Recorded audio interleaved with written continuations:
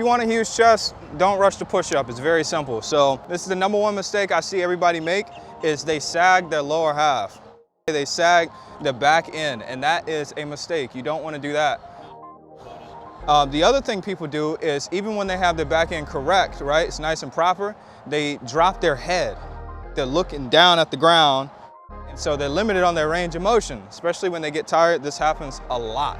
The thing that you should do to correct the sagging is you want to engage your core, right, and engage your glutes. Your lower half should be locked out. It should be strong. It should be stable, okay? Have you ever seen guys do push-ups with weight on their back? This is why. It's because it's strong and stable. The other thing that you don't want to do is your hands too far apart. I see a lot of people do this. Their hands are so far apart that their elbows are doing a lot of the work, and that's not what you want. You want your weight to be on your muscles. All you need is shoulder length apart. That's it.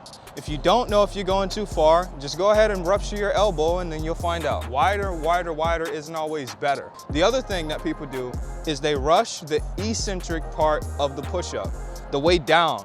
They let gravity do all the work for them. And you might think, well, I'm just doing more push-ups and I'm doing them faster. No, you are cheating the exercise. Your muscle is not getting all of the value out of the push-up motion. The point, again, is control. It's not really about, you don't have to go as slow as molasses. You can find your own tempo. Experiment with different tempos, okay? And you'll find that your muscles respond to the speed at which you're doing the push-ups differently as well. I appreciate you, Dorson. Yes, sir. All right, man. Sweet. Now, last thing I want to talk about in this video is volume. Now, if you're a fat guy, if you're lazy, if you've never done push-ups before in your life, honestly, I say start with 100.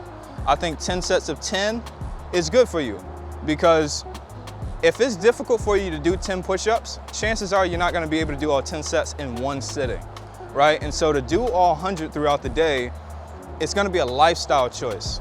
Working out is going to become more habitual. Maybe you got to do 50 in the morning and 50 in the evening. Maybe you got to do, 30 here, 30 here, 30, 40 here, to get to your 100. But ultimately, you want to do high volume with your core locked, glutes locked, and you don't rush the eccentric part of the motion. Your whole body will start to reap the benefits of doing high volume push-ups, okay? From 100, obviously more intermediate, you can just do more push-ups.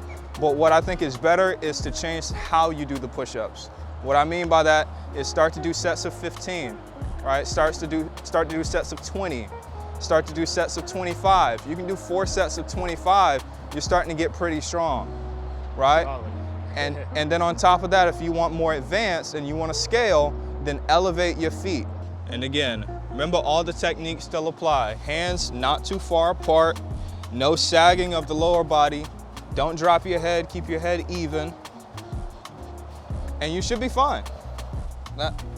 That's it, man. We just showed you how to get the biggest chest in the West, boy. Yeah. It's all right, man. Until next time. Now go work out.